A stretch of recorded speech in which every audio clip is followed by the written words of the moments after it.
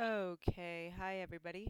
So this is part two, uh, and we're going to be talking mainly about Thomas Jefferson's administration, but I just wanted to pick up with these slides that we didn't get to in part one, slide 31.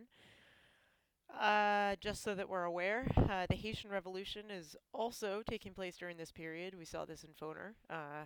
And I think the most significant takeaway that we need from here is how this is yet another revolution in this era of revolutions, right? We've already seen the American Revolution, the French Revolution. We're going to see in the coming days the Mexican Revolution. There are a series of Latin American revolutions. We will not go into detail about those, but this is one of many of these events, so this is by no means isolated. The one major element that makes the Haitian Revolution stand out is that this was a slave revolution, and it was a success, of course. Uh, and the major figurehead of the Haitian Revolution was this man here to the right, Toussaint Louverture, born into slavery, actually died in France in 1804 upon the end of the Haitian Revolution. So, despite the fact that the takeaways in the long term, of course, we are aware that Haiti is the poorest country in the Caribbean today.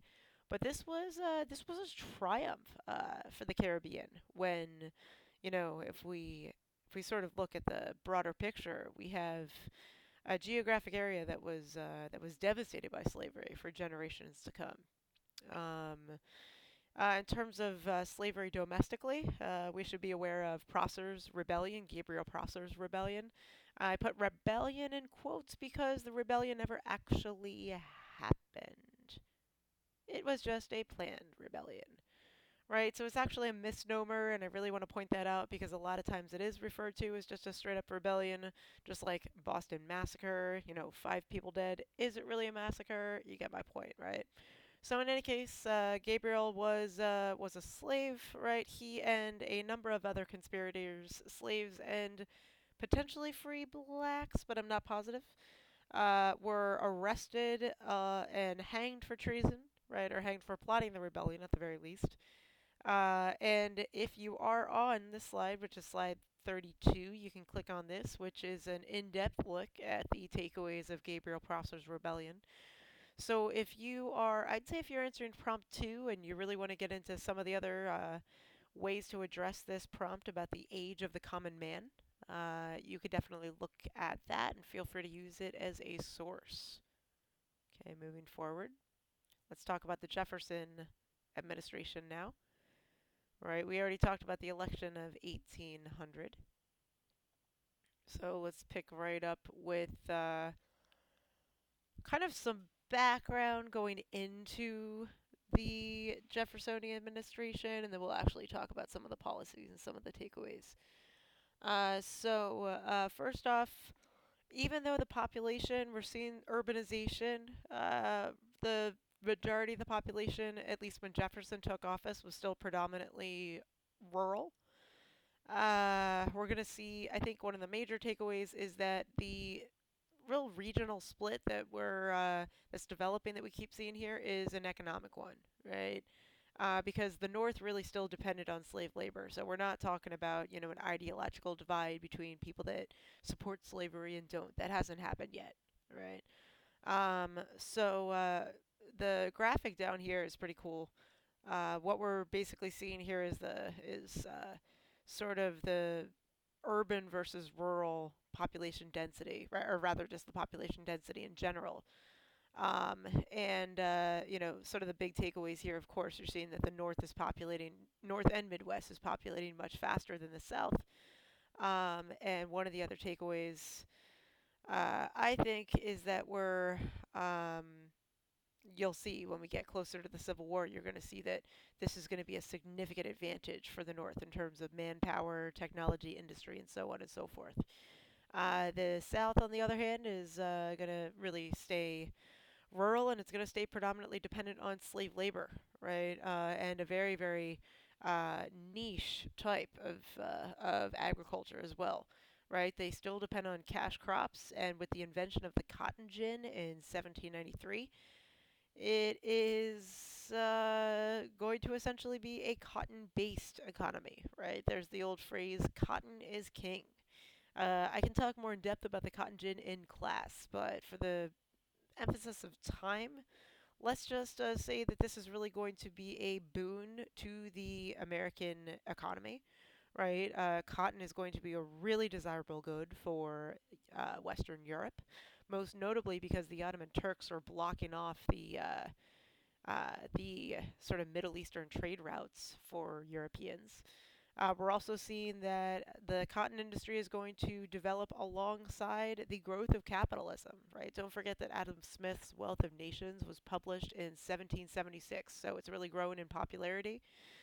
We're also going to see the expansion of the American capitalist market, right? We're going to see the growth of insurance industries, of banks, of increased uh, lines of credit, and so on and so forth, right? And again, like I was saying before, the South is still very, very rural. And this term you see here, agrarian republic, essentially just refers to the idea that Jefferson believed that the common man, in other words, the farmer, should really be in control of governing himself, right? So that's really what that means. When Jefferson was inaugurated in 1801, I believe this was his inaugural speech where he said, "We are all Federalists, we are all Republicans." In other words, you can kind of see here that he was trying to learn from some of the things that happened during Adams's administration. First off, he was really afraid that there was just a continuing divide between Americans in many different ways. Specifically, he was afraid that the Federalist Party and just in general the Northern economy could produce too big of a gap between the rich and the poor. And Jefferson specifically was pointing towards the French Revolution when he was talking about that. He was trying to get the Americans to learn from that mistake.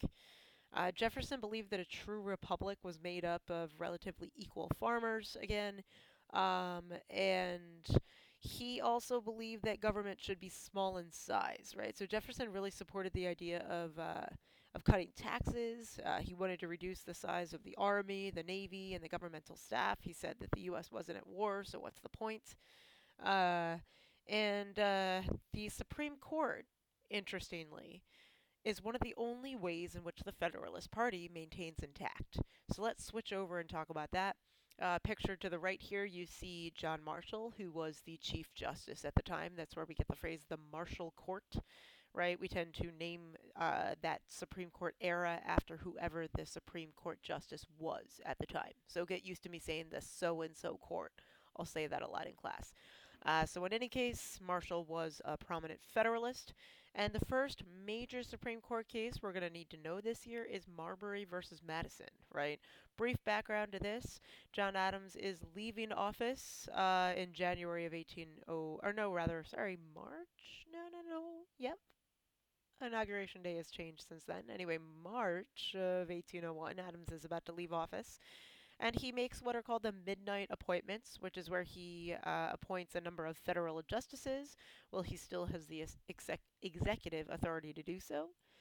And the aftermath of this is that James Madison, the incoming Secretary of State, or rather, no, yes, the incoming Secretary of State under Jefferson, refuses to deliver the appointment papers to one of these nominees, right? And this nominee is Marbury.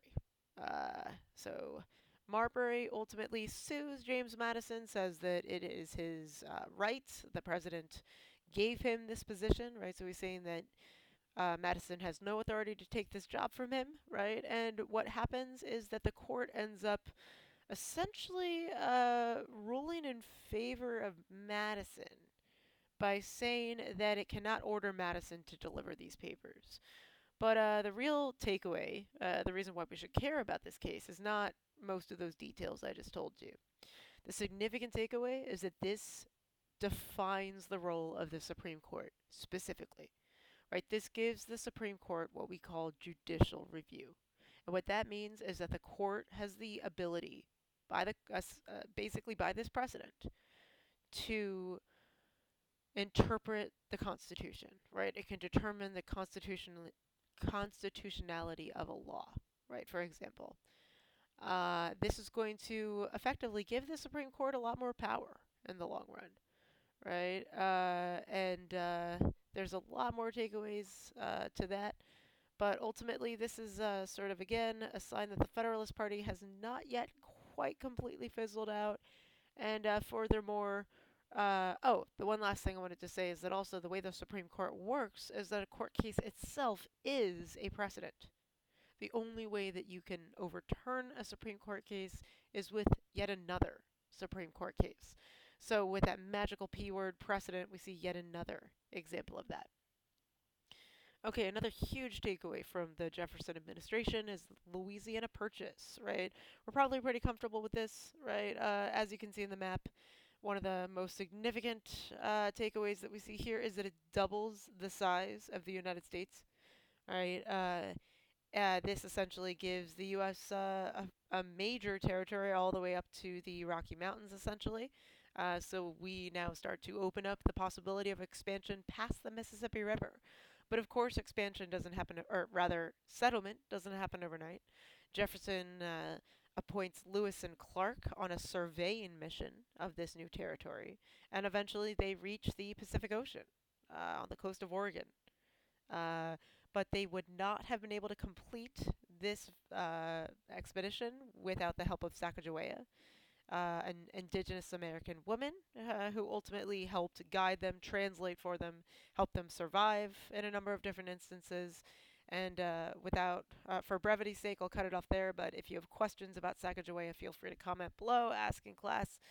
It's definitely a worthwhile story to tell. Oh, lastly, forgot to talk about this first bullet point a little bit more. Jefferson does get some grief for making this decision, right?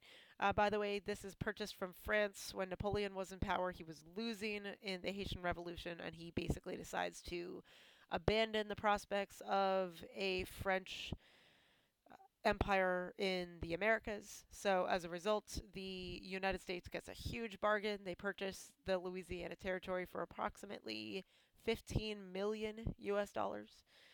The reason why Jefferson gets a lot of grief for this is that he ran on the premise of shrinking the power of the federal government. So then how does he justify making this executive decision to purchase this huge territory? Well, essentially, a lot of historians argue that he sort of just used his popularity to his advantage, right? There's more to it than that, but one could ask, could John Adams have gotten away with this decision? And one can never actually answer that question, but nonetheless. Uh, Jefferson wins the 1804 election handily, as we can see. We'll come back to, I think, the big takeaway of Connecticut with the Hartford Convention in a future video here. And the last slide here, let's just talk about the sort of brewing tension between the U.S. and Britain, most specifically. We're moving towards the War of 1812, although the War of 1812 will not happen when Jefferson is in office, right? So the major background here is the British policy of impressment. So the graphic below essentially shows us what that is. Impressment was an extra legal tactic used by the British to recruit soldiers to their navy. And so essentially what they did when they were patrolling the Caribbean, they would kidnap American merchants who were trading in various Caribbean trade routes, and they forced them to join the British Navy. So this was seen as a huge threat to both American trade and national security. And so as a result, the Congress and Jefferson passed the Embargo Act of 1807, which essentially forbade all foreign trade, right? So not just trade with the U.S. and Britain, but trade with the U.S. and essentially all of Europe, and by the transitive property, the entire world, right? And ultimately, what this results in is a depression, not just a recession, but an economic depression. And also, it opens up a huge black market because even though the trade dies, the demand for these foreign goods does not. And the Embargo Act of 1807 is an example of what historians call peaceable coercion. Coercion means to force someone to do something, right? Peaceable means peacefully, of course. And so it's sort of a oxymoron, right? The idea of peaceable coercion is that the Embargo Act was essentially a diplomatic strategy to avoid war. But of course, as we know in the long run, war is inevitable between Britain and France. We're going to leave it off there, and then we'll pick up with the Madison administration in a video coming soon. Thanks for listening.